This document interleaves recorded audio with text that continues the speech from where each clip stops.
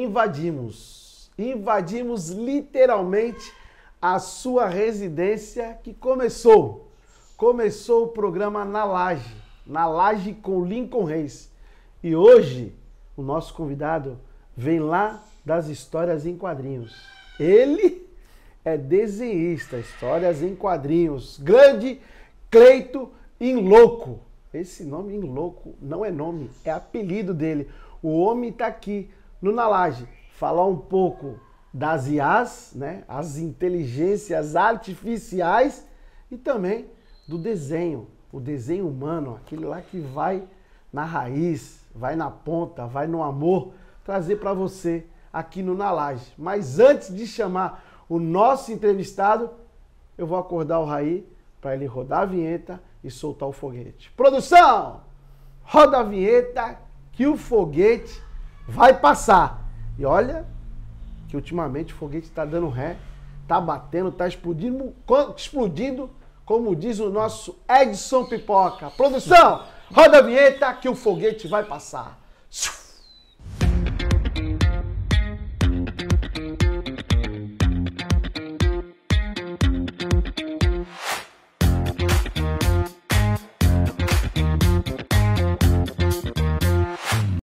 Cleiton, obrigado por aceitar o nosso convite e estar aqui participando do nosso programa Na Laje, cenário diferente por conta das situações climáticas, as câmeras, uma conexão, tem que estar 100% essa conexão para a gente entregar um programa de qualidade para você, telespectador, e depois web espectadores, entregar um programa de qualidade. E o Raí é o cara que faz todo esse brilhantismo do nosso programa Na Laje. E essas perguntas, Cleiton, são sempre idealizadas pelo nosso amigo Edson Pipoca. Ele tá lá, nesse momento de sabadão, esparramado. Aqui, não tá esparramado.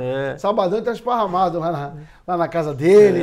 Essa hora ele tá lá esparramado na casa dele. Grande Edson, um beijo no teu coração. A Maura também, que não perde um programa. Grande Maura tá assistindo a gente aí, a nossa produtora, porque ela fica olhando o programa, sabadão, não tem o que fazer, tá lá cuidando dos deveres da casa, matinais, então ela tá assistindo o nosso programa. Grande Maura, um beijo no teu coração, dá um beijo no Anthony. O Anthony também tá assistindo, tá se recuperando de uma lesão. O menino teve uma lesão, mas tá se recuperando. Anthony, beijo do tio Lincoln. Vambora pra cima, Cleitão? Bora de entrevista? Bora! Como fica a vida do artista gráfico com as IAs? Pessoal, as IAs são as inteligências artificiais. Aí o cara fala assim, faz um desenho da Madonna. Bum! Aparece a Madonna lá nos desenhos em quadrinhos. Mas não é a Madonna 100% raiz, daquela Madonna que a pessoa vai desenhar na mão, vai pegar cada detalhe, vai pegar cada amor, vai apagar, vai pegar borracha e vai apagar, vai fazer de novo, porque a IA não faz isso. A IA vai entregar aquilo e aquilo.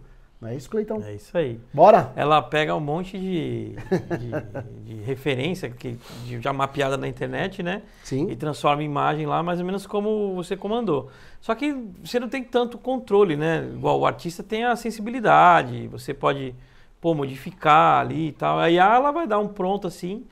Eu olhando assim, quando começou era meio com desdém, depois você vai ficando cada vez mais incrível o processo delas. Mas é assim, veio para ficar, não tem jeito. Né? Acho que a gente passou por isso pela música, né? No MP3. Sim. Depois que quando veio, não deu para voltar atrás. O mercado, todo mundo teve que se adaptar. E a IA também acho que vai vir isso aí. Ela é bem legal pra gente, assim, pra pesquisa, né? É muito mais fácil. Você vai usar pra quem escreve. Eu escrevo também, né? Faço quadrinhos. Você tem muita referência, né? Assim, quase não dá pra ter bloqueio criativo, né? Mas, assim, com relação à arte generativa, ela ainda tá... A gente não sabe o que vai dar. Gatinhando, né? Tá engatinhando, então... as empresas estão lucrando muito, os artistas estão lucrando pouco, e é uma classe que não é muito unida, né? Por exemplo, as IA não vão muito nos filmes ainda, né? Porque a indústria é muito, né? Os advogados do cinema lá são pesados. Mas os artistas ainda, chamaria freelance e tal, ainda não são tão unidos assim. Mas eu acredito que vai... Eu tento pensar positivo. Sempre? né? Assim, eu acho que as IAs elas vão começar a pagar os artistas e eles vão começar a contratar os artistas para eles criarem sem filtro. Bacana isso. Por quê? Porque vai ser o diferencial entre eles, né? Tem várias, né? A OpenAI lá, as outras. E eles vão ter precisar diferente. Ó, eu tenho esses artistas aqui comigo que criam para mim e você quiser fazer esse prompt, você vai usar. Porque artista é assim, né? Depois que começa a pagar, para de reclamar, né? Sempre tem essa. É porque automaticamente ele está sendo prejudicado. No começo vai vir... É sempre assim, quando é novidade, né? A gente viu agora no Uber com o táxi, né? O caso todo lá... Aquele boom que deu, né? Que boom. Hoje já estabilizou, quem usa táxi mesmo. Eu nunca usava táxi, hoje eu uso Uber de vez em quando. Mas tudo que é novo, assim, é caos, né, cara? Então, assim, mais... Tudo que é novidade, né? Tudo que é novidade gera atrito. Mas, assim, eu acho que a gente vai ter que se adaptar, como sempre, né? Eu acho que ela vai pular umas etapas. Por exemplo, o braçal, por exemplo, eu vou desenhar quadrinhos, eu vou desenhar uma cena, por exemplo, aqui, que é um verde aqui. Eu vou desenhar árvore, em vez de desenhar folha por folha, eu vou fazer a essência, a composição, a narrativa, a cor, e esse detalhezinho aí acho que vai fazer. Vai dar um complemento para ti. E tu não vai perder tempo. E eu acho que vai baratear, né? Pensando positivo, tá? Pode ser que a galera nos comentários vai discordar. Mas acho que ela vai baratear a produção de conteúdo de um jeito que a gente nunca viu. Por exemplo, que a gente levava 3, 4 anos com orçamentos milionários para fazer uma animação. Hoje você vai fazer como se fosse um vídeo no YouTube. Hoje você pode fazer um vídeo no YouTube com uma equipe enxuta. Sozinho. Você consegue fazer os cortes e tudo no celular. A galera faz com o áudio estourado e tal, mas faz. Coisa impensável isso. A gente que é mais velhinho, né, nos anos 90, tinha toda aquela estrutura da TV, que tinha um som perfeito. Daquela época do celular analógico. Cara. Telefone de residencial que custava um absurdo. Tem gente que tem nome sujo até hoje com a telefone. Eu tive a Telesp, vixe. Então, os pulsos, né? Tu paga os pulsos. Puta, um absurdo. Complicado era. Então. Mas aí chegou a novidade, né? Chegou a tecnologia e acabou acabou com essa, como é que fala assim, aquela rotina que tinha que só o rico poderia ter um telefone, só o rico poderia se comunicar. Agora tem todo mundo tem na palma da mão. Então, aí eu acho que essa transformação ainda a gente não sabe onde vai dar. Vai ter muito atrito, vai ter muito choque, e é claro que tem que ter o debate, a conversa, lógico, né? Tudo, mas veio para ficar, não adianta chorar, gente. Tem que não adianta se adaptar. Ficar chorando que não dá para chorar o leite derramado. Tem que agora buscar para se capacitar. Se capacitar com as novas IAs, né? Com essa plataforma. Ô Cleito, vale a pena ainda aprender desenho? Né? A gente tava falando um pouco, né? Vale a pena a pessoa... eu quero ir para a escola. Hoje o Cleito, pessoal, ele é ilustrador, ele é... Pegar aqui, tô até lendo o currículo dele. Quadrinista freelance, professor de desenho lá da MUS, Escola de Desenho. Ele tem uma escola de desenho aqui em Santos. A procura hoje, com esse avanço, com esse boom das IAs, tem essa concorrência? Como é que você vê hoje o jovem? Está procurando, não está procurando? Tem, assim... Eu gosto de falar um negócio. A magia do fazer, né? Do fazer arte, assim, nunca vai se perder. É igual a gente, sei lá, eu gosto de Zeca Pagodinho. Eu tenho a melhor versão dele no MP3 aqui a qualquer hora da minha vida. Mas eu ainda prefiro ver ainda um show dele, que às vezes eu vou lá, a galera brigando, e ainda assim eu ainda quero ver aquela experiência de estar ali. Essa experiência da gente fazer arte, fazer coisa, o humano fazer, acho que nunca vai se perder. Agora, a gente, nesse contexto de se vale a pena ainda, vale muito a pena, porque assim, a criatividade, ela é infinita. Ela é infinita. Eu sempre penso assim, as notas musicais, elas são limitadas a séculos, cara. E a gente está sempre se inovando, sempre coisa. E o desenho, né? Porque assim, a IA ela te dá um pronto, mas a sensibilidade, você, cara, mudar aqui, sabe? Assim, igual a gente está fazendo, que tal a gente mudar aqui, né? Você não vai ter. Então, eu acho que vai baratear, você vai ser capaz de fazer filme com muito pouco. E vai ser filme igual o canal no YouTube, sabe? Pra mim, com o tempo, assim. Mas assim, aquela questão de vale a pena ainda você fazer arte, aprender a criar, você tem que aprender, porque mesmo se para você manipular, você tem que conhecer de narrativa, de cor, de textura, de anatomia, né? Para saber o que tem que fazer. Então não adianta só o computador vai fazer, não, ele não vai fazer. Você ainda tem que... Mais ou menos um cozinheiro, sabe? Ele tem que ainda... Pô, ele mais que ele tá coordenando, nem vai botar a mão na massa, ele tem que saber o ponto. Só pelo cheiro, cara... Né? Tem um irmão cozinheiro, então o cheiro ele já sabe que tá alguma coisa errada. Até mesmo, não sei se eu vou falar uma besteira aqui, se eu falar uma besteira, não, fica tranquilo. Tu me corrige. A gente já tem o mercado do cinema. Então tem os efeitos especiais que é as IAs, né? Como que transforma? É isso ou não? Como é que aqueles efeitos especiais de um Transformers, né? Para poder desenvolver o Transformers? Como é que os efeitos especiais com as IAs, né? Então, isso aí, eu acho que ainda o cinema ainda está com vergonha de usar, mas daqui a pouco não vai ter mais não. Depende muito do público, sempre depende do público, né? Se o público aceitar, aí não adianta o artista reclamar que vai. Mas ainda assim, os artistas estão fazendo um trabalho muito legal, que é reclamar. Pô, tô sendo lesado aqui, então vamos chegar a um consenso. Que quando começar a pagar, aí eu acho que não vai demorar muito não, porque vai mexer no vespeiro. Logo. E aí você vai ter essas coisas exclusivas, artistas exclusivos trabalhando para isso, e aí vai dar toda essa mistura. Bacana. Cleitão, há quem diga que a arte dos quadrinhos está se acabando. Qual a sua opinião? Eu não acho que está se acabando, ela se transformou, né? É bem legal falar isso, porque se acabou um negócio aqui dos quadrinhos que era só coisa de criança, né? Acredito que, por exemplo, a gente aqui no Brasil tem muita influência de Turma da Mônica, né? Muita gente aprende a ler, né, com Turma da Mônica, a companhia da escola. Por exemplo, se você vê o Chico Bento falando e você percebe que ele está falando errado, caipirês, né? Você já tem um compreendimento da língua, né? Daquilo. Cebolinha. Cebolinha, você percebe assim. Só que por muitos anos só ficou em voga isso, né? Agora não, o quadrinho é uma mídia como se fosse cinema, né? E ele sempre foi, né? Só que aqui no Brasil, aqui no Ocidente, que a gente tem muito de ficou para criança. No Japão já não é. No Japão tem mangá. O mangá é os quadrinhos japoneses, tá? Ali. Então, o mangá, ele tem de tudo, cara. É de tudo. Desde uma aula de física quântica a tu fazer um bolo. Eles fazem tudo de mangá. As tiragens são dos milhões. É muito legal. Porque eles tiveram um processo, assim, né? Não teve essa infantilização dos quadrinhos. Então, os quadrinhos é uma mídia alternativa. E hoje, por exemplo, você tem muito filme. Eu aposto que eu te falar aqui um monte de filme que tu nunca vai perceber que era de quadrinho. Tem filmes assim que tu viu que, fez parte da minha vida. Falou, era de quadrinho. Homens de Preto, era quadrinho.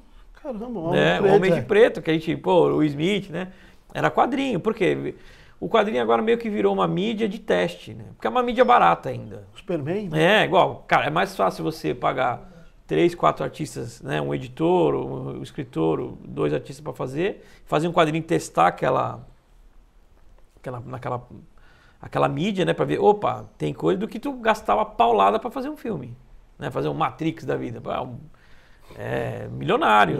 Então, o quadrinho tem muito essa do teste, que é uma mídia mais barata, né?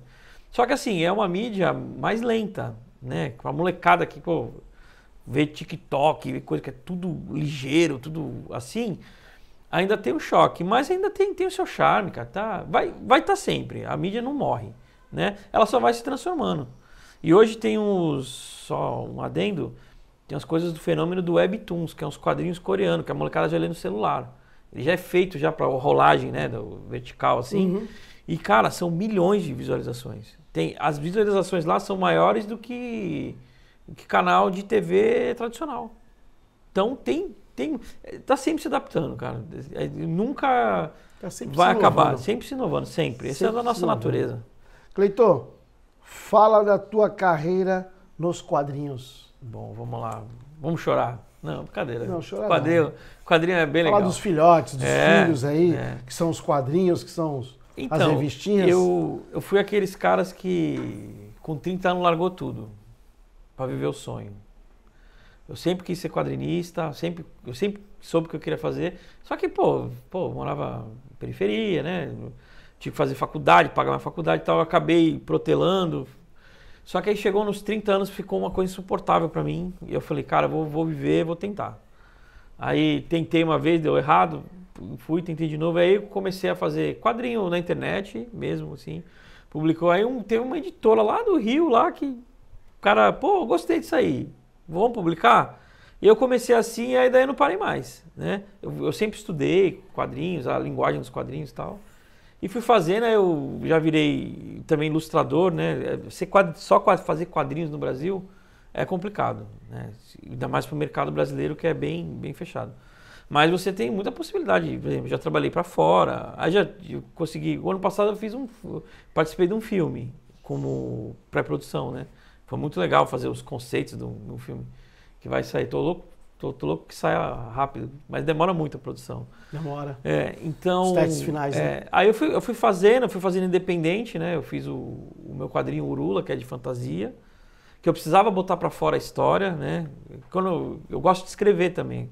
É que assim, eu sempre falo que assim, o quadrinista é o cara que gosta de contar histórias, não só desenhar, né? Uhum. Que o contar a história que é legal. Você vê, pô, você colocou um pouco de você, colocou um pouco do seu ponto de vista do mundo, que você vê, pô, eu não concordo com isso, eu quero que as pessoas saibam mais disso, né? Você colocar nas suas histórias, e aí você vê as pessoas que tocam, é muito, cara, isso não tem preço.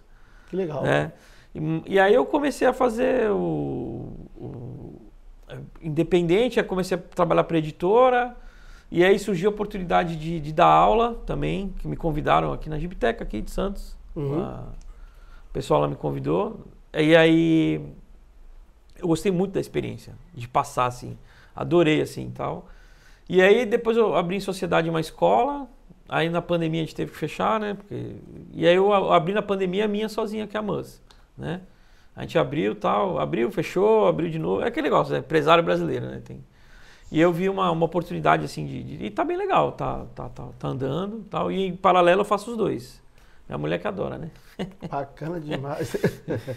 E fala um pouquinho, Cleito, do teu filho aí. Esse aqui, ó. Urula? Urula. Esse é um quadrinho de fantasia e aventura. Deixa eu dar uma olhadinha. Ó, pode olhar, fica à vontade. Urula aí, pessoal. Aqui, ó. Ele tem uma história engraçada, ele nasceu aquele filme O Senhor dos Anéis. Quando eu vi O Senhor dos Anéis, eu saí do cinema no antigo Cine Roxy, né, o grandão, lembra? Quando tinha Lembro. Lá, mó legal. Saí de lá, eu falei, cara, o que é isso, bicho? Pô... E aí eu comecei eu falei, pô, já sei o que eu queria. Eu decidi o tema que eu gostaria, né? Eu sempre gostei de filme de fantasia, de Conan, né? Depois aquele Game of Thrones. E eu tive acesso a isso, aí eu comecei a escrever e tal. E aí eu fiz uma história, era uma história só, né? Aí lembra aquela da editora lá que o cara acreditou? Era uma história só. O cara falou, pô, mas ficou curtinha, tem mais histórias do personagem? Eu falei, pô, vou criar aqui. Aí eu fui criando, daqui a pouco tava um universo todo, um monte de histórias. E aí foi fazendo. Né? E é legal, e aqui não só tem você não trabalhou a parte de desenho, de ilustração.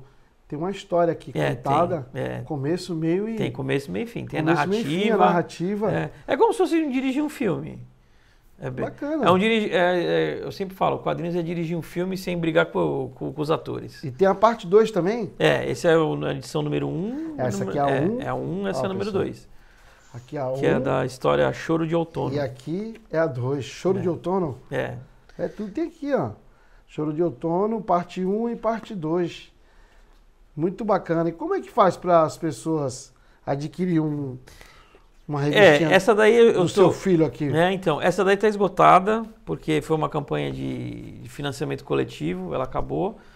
Eu já fechei com uma editora agora, a Kaiju, né, que a gente vai lá, que é essa aqui, ó, que eu lancei um outro personagem aqui, que é o Silva Resolve, que é um faz-tudo que resolve os casos mais bizarros. Tio Severino, tu criou o Silva Resolve. O Silva Resolve. Que ele vai ter, nessa história ele vai resolver um cara de stand-up que infartou no palco e ele volta todo dia para assombrar os seguranças, né? Aí chamam esse cara. É uma história curtinha assim, mas que o Mauro, né, o cara da Kaiju pediu para eu fazer, eu criei esse personagem e já tem várias histórias já deles lá que a gente já está começando a produzir. Pô, que legal. É bem legal. Bacana. E a pessoa Para encontrar, ela pode acessar as redes sociais, isso aí, falar com você. No Instagram e tal. Instagram, como é que já a gente está reimprimindo, né? Certo. A gente vai reimprimir. Já vai estar para venda, né? A gente vai muito em evento, né? Tal. Nas livrarias, vai estar vendendo? Livraria ainda não, né? Aí é com a editora. Agora que eu arrumei a editora, eu só faço. Você entrega o trabalho e a editora aqui eles que se faz toda a logística de venda, a logística de entrega. Isso aí. Parabéns aí, Cleito. Bacana. Obrigado. Bacana. Cleitão, como é que você viu essa polêmica, né, dos estúdios do Ghibli, né? Estúdio Ghibli. Ghibli versus ChatGPT-4, né? Como é que tu viu essa guerra aí? Cara, eu achei engraçado. Assim, é uma trend de assim. Eu achei assim, eu fiquei abismado com a qualidade, né? Assim, parece mesmo. Quando eu começo. E a rapidez, né? A rapidez, eu achei que era mesmo. Falei, cara, será que é algum artista que fez, cara?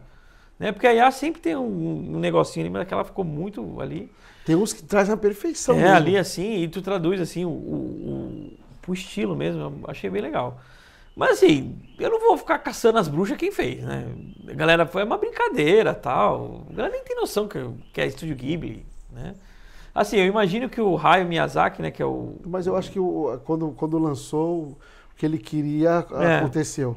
Deu um boom, todo mundo acessou, todo mundo quis fazer. A polêmica, assim. Eu acho que, assim, o Estúdio Ghibli ganhou de fãs, assim, até que nem associava mais do que teve, porque veio esse holofote, né? Agora há pouco teve da Turma da Mônica também. Agora vai começar a fazer tudo, coisa agora com a Turma da Mônica. Aí o Maurício já entrou lá, já deu um rolo. Mas assim, o Maurício já deu uma criticada? Já. É porque assim, aí foge é dele a Mônica, né? A Mônica é dele. E que aí começa a colocar conotação política. Eu lembro que a gente fez recentemente fizeram um desenho, né? E colocou o desenho da Mônica rápido. Postou rápido. Opa, peraí, aí? Não tem autorização não, a prefeitura tinha uma parceria com ele mesmo, ele fez até parte de uma das edições do Projeto Geek, né? Que ele veio. Não, eu participei desse. Então. Esse eu lembro. A gente foi nas escolas fazer. As pessoas falaram, rápido. Foi bem antes da pandemia. Acho que foi isso mesmo. Eu tava nesse projeto. Foi bem legal. Esse projeto foi bem legal. Ninguém vai dar chapéu no Maurício, não. Não, esse aí não toma, não. Não toma, não. Então, mas assim, foi estranho assim no começo, mas a moda já passou, né? E os artistas, eu não gostei que ficou a minha caça às bruxas. Parou de falar com quem faz isso. Aí já não, né, gente? Aí é muito... Esquece isso aí, né? É brincadeira só. É brincadeira que passageira. É igual o cara fazer sim lá, que todo mundo fazia. É isso. Ô, Cleito, qual a relação redes sociais e o quadrinistas? Quais as relações aí da própria rede social hoje? Tem ajudado bastante? Ajuda muito. Cara... sei lá, volta nos anos 90, anos 2000. Para você publicar alguma coisa era muito difícil. Era muito caro, né? A gráfica, você achar uma editora que acreditasse em você, que também era caro ter uma editora, né? Publicar, tem que distribuir em banca. A rede social deu essa junção entre o público e o produtor, né? Conectou, né? E aí você, assim, cara, eu lembro que eu fui na Comic Con, na CCXP, tinha um artista lá chamado Gabriel Piccolo. E eu nunca tinha ouvido falar, bicho. Nunca. Cheguei lá, falei, pô, caramba, que esse cara é gringo? Tal, pô, não vi. Pô, o cara é estourado no Instagram. Eu nem tinha Instagram na época, né? Eu falei, pô, o cara é estourado no Instagram lá. Eu falei, mas quem é esse cara, cara? Ele fazia versões dos personagens da DC Comics, né? No estilo deles mais casual. E a galera pirou, cara. Ele vendia mais que todos os quadrinistas lá. Era fila, assim. Então veio essa coisa. Você estreitou para um novo público, né? E isso, cara, isso é inimaginável, né? Então hoje você tem muito... Igual, o meu aqui eu fiz sozinho. Isso aqui era impossível de fazer, gente. É impossível de fazer nos anos 90. Era muito custo. Difícil custo. E a pessoa acreditar também. Acreditar. E você dependia muito de terceira. Aí, por exemplo, isso aqui eu fiz do jeito que eu quis. Aqui, ó. Se ficou ruim, a culpa é minha. Sim, né? sim. Então, eu fiz do jeito que eu imaginei, o produto ali. Isso aí é uma liberdade pro artista, né? Que cada vez você precisa mais, né? Então, bacana demais. Bacana, legal. Então. O digital matará o quadrinho no suporte de papel? Como é que tu vê essa relação do digital e o quadrinho, né? O quadrinho que a gente fala tá isso, aqui, né? As histórias em quadrinho que a gente tinha. Sou da época do gibizinho, né? Que aquela folha de material, papel reciclado, papel jornal, né? Como é que você vê hoje? Hoje em dia é mais o colecionismo, né? Você tem assim... Por exemplo, as casas já são menores, né? Igual, você vai morar num prédio agora, as casas são tudo pequenininhas e tem piscina, tem parque lá, mas já não dá mais para acumular tanta coisa. Né? Custa espaço. Ainda acho assim, as novas gerações já não vão ter tanto esse apego ao papel, igual a minha, né? A nossa aqui. Sim. Mas, por exemplo, eu lembro que quando minha sobrinha estava pequenininha, eu dei um gibi para ela ver, ela fez assim, sabe? Passou como se fosse a tela. Ali fosse a tela. Eu falei, putz, caramba, lascou. Mas assim, hoje ela lê pra caramba, tá grandona. Beijo, Valentina. Mas assim, esse negócio do papel, das cores e tal, nunca vai se perder, né? Mas ele se transforma, né? É igual, pô, vai chegar o pai vai falar, pô, o gibi é 20 conto. Pô, o cara vai comprar um joguinho lá de 10 reais, o cara vai comprar um joguinho que entretém mais. Mas nunca vai se perder, igual o vinil, nunca se perdeu, tal, vai ficar mais nichado, né? Eu sempre falo pra galera dos quadrinhos, eu falei, para os quadrinhos no Brasil estourar de vez, precisa ter um personagem da novela que é leitor. Quando tiver um personagem da novela que ele lê quadrinhos, assim, aí explode de vez. Porque o Brasil não é o país do futebol, é o país da novela. Bacana. Então, uma pena que a gente está chegando ao fim de mais um programa. Deixar aqui a última pergunta, tá bom, rapidinho, para a gente finalizar o nosso programa aqui. Já está com o tempo estourado e a produção já está aqui me cobrando no ponto eletrônico. Tecnologia, né? Ponto eletrônico. Então, como é a vida de um professor de desenho? É mais psicólogo do que professor de desenho em si, né? O desenho, eu sempre falo para a galera, ele é um processo. Então ele depende de um processo de longo prazo, né? É o de você acertar, é tudo na vida, né? A oratória é um processo, você aprender a cozinhar é um processo, tal. O desenho é a mesma coisa. O grande problema é que, principalmente a galera que está começando, tem muito medo do erro, né? E o erro você tem que ter abraçado, você tem que gostar do erro, porque é o erro que é o que vai te dar, né? O erro é o que gera pergunta, né? Então, e tem um negócio também que é da nossa geração aqui, a geração, quando eu digo o todo, né, da nossa época, nunca foi tão fácil se comparar com gente do mundo todo. A gente era pequeno, a gente comparava, eu desenhava com um moleque na minha escola. Tinha 1 ou 2 lá que desenhavam. Então, tá. Agora não, cara, você é com o mundo inteiro, bicho. Desconecta rápido. Pega um chinês lá que o cara desenha pra cacete lá. Fala, cara, aí te dá esse negócio, essa frustração e tal. Mas o professor de desenho eu sempre tento dar a paixão, sabe? Gente, dá pra fazer, resolver. Eu aprendi mesmo a desenhar, né? Que eu era copista, né? Sabe aquele desenhista copista? Tu pega ali, só copia e tal. Mas agora, desenvolver, né? Por exemplo, eu tenho que fazer uma capa de livro. O cara pede para eu resolver problema de comunicação, não um desenho, né? E esse é um grande problema que a galera acha. Eu sei desenhar porque eu copio bem. Eu falei, não, você sabe copiar, né? Agora, desenvolver uma ideia, você tem um olhar artístico, desenvolver tua linguagem e tal, aí já é complicado. Aí precisa de muito tempo. Então, obrigado mais uma vez. Eu que agradeço. Esse foi mais um programa na Laje com Lincoln Reis. Quem quiser assistir o programa, depois da ISTV, que é todos os sábados, às 14h30, vai para as plataformas digitais no domingo, após as 10 horas da manhã. Esse foi mais um na Laje. Antes de terminar, deixar aqui um abraço às pessoas que seguem e acompanham o nosso programa. Alô, Lito e Elaine, do Morro do Pacheco, sempre assistindo a gente. Alô, Giba, nosso eterno telespectador. Alô, Samuca, anexo 1, a rapaziada aí tá nota 1000. Forte abraço, que Deus cuide de vocês aí. Estamos aqui torcendo sempre por vocês.